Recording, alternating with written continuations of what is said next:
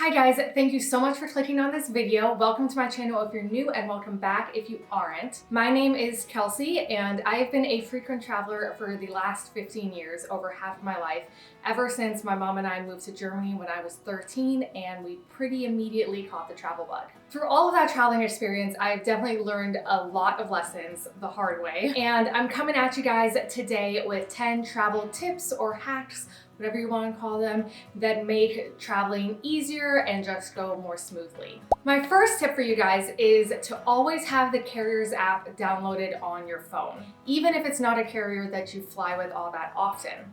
There are tons of benefits to having these apps. You'll be able to check in, choose your seats, and get your boarding pass all through that app, which means that if you're flying with a carry-on, you don't even have to stop at the check-in counter at all, saving you tons of time at the airport. These apps are also super helpful if not everything goes to plan. Recently, this really proved itself when I was in South Dakota and my initial flight had got delayed indefinitely.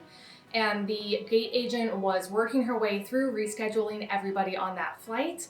But before she ever got to me, I was able to reschedule myself through the app onto the next flight leaving, which ended up being crucial because I don't know if that flight ever ended up leaving. At the time I left, they were at like an 8-hour delay and not everybody was able to get spaces on the next flight. So I was super lucky that I kind of skipped that line by rescheduling myself through the app. Speaking of carriers, this is a lesson that I learned actually pretty recently. Even if you don't fly often with a carrier, make an account with them when you're flying with them, because I made the mistake of not when I flew to Africa on Qatar Airways, and I ended up just not getting any of those miles, which would have been a ton of miles. And then when I was looking at my Singapore flights for later this year, I could have really used those miles. So always make an account with whatever carrier you're flying with, because you never know when those miles are going to come in handy. And even if you're a new account holder, you might get some preferential treatment just for having an account with them versus everybody else that's not flying with an account.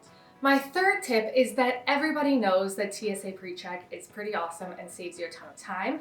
But what I don't think a lot of people know is that Global Entry actually automatically includes TSA PreCheck. And the cost difference is only about $15. It's $85 for TSA PreCheck alone, and it's $100 for Global Entry, which will then include TSA PreCheck. So unless you're a domestic only traveler, it's well worth it to just go through the Global Entry process and then have both of those accounts for just a little bit more money. While we're on the topic of flights and costs, I highly recommend using Hopper to help you strategically buy your flights. Hopper color codes their dates when you're looking at specific destinations so that you know what dates will be cheaper and what dates are more expensive. You're also able to set alerts for specific flights and dates that you want so that Hopper will then alert you when the price drops or when the price is starting to spike and you need to buy it before it spikes more, stuff like that. So that really helps me save a lot of money when I'm buying my flights.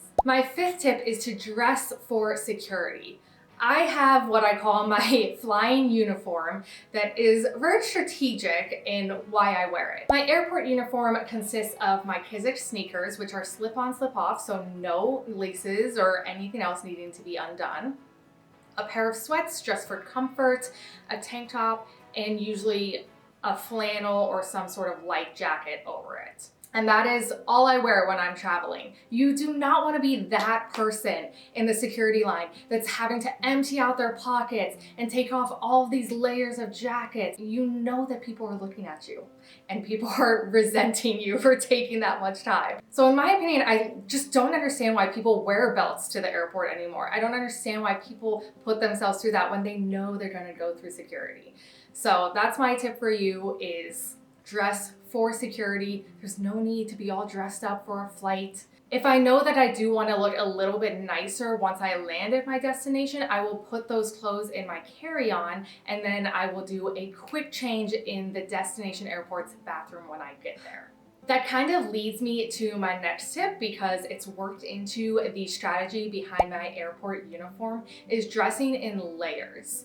I find airplanes are usually really freaking cold, or on the other hand, sometimes they're just way too hot. They are never the perfect temperature. So layers are key so that you can adjust based on what the airplane's temperature is. My next tip is mostly for the ladies out there. I would recommend packing some face wipes and face moisturizer and not wearing any makeup while you're traveling. This way I can keep my face clean and moisturize it periodically because that recirculated air on the plane really dries you out. And also on long haul flights, you definitely start to feel a bit grimy, so it's just nice to be able to freshen up a bit. And none of that's really doable if you're wearing layers of makeup, in my opinion. Once again, I suggest just saving the makeup if you really need to. Put that on in the destination airport's bathroom and focus on keeping your face nice and clean and hydrated while you're flying.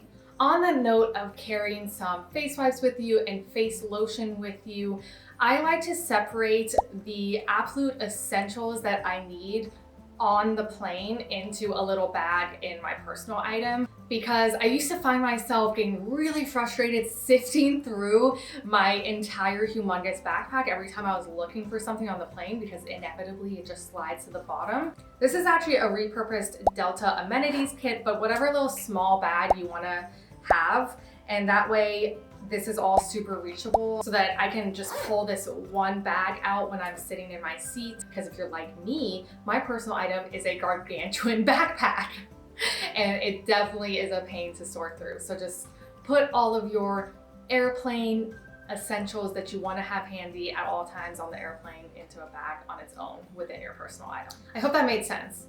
Bag within a bag on the plane.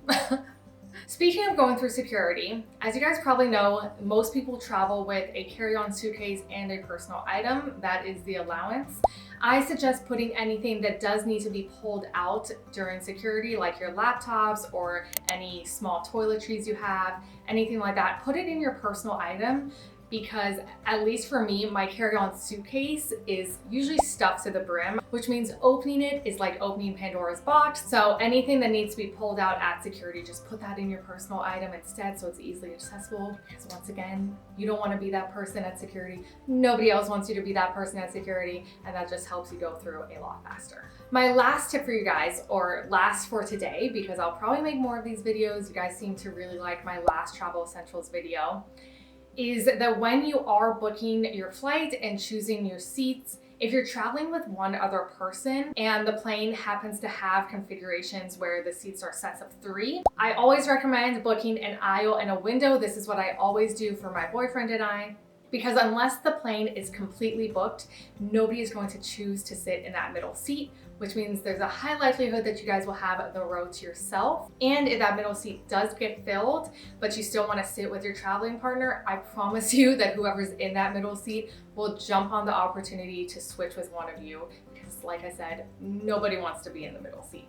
So if you're looking to maybe get yourselves a little extra space by getting a seat in the middle that you can spread out into, that is a winning strategy right there. That is all I have for you for today. I really hope you guys enjoyed this video, and definitely comment down below and let me know which of these tips you found the most helpful. Thank you so much for watching. If you did enjoy it, definitely give it a thumbs up, subscribe if you haven't yet, and I will see you guys in my next travel vlog. Bye!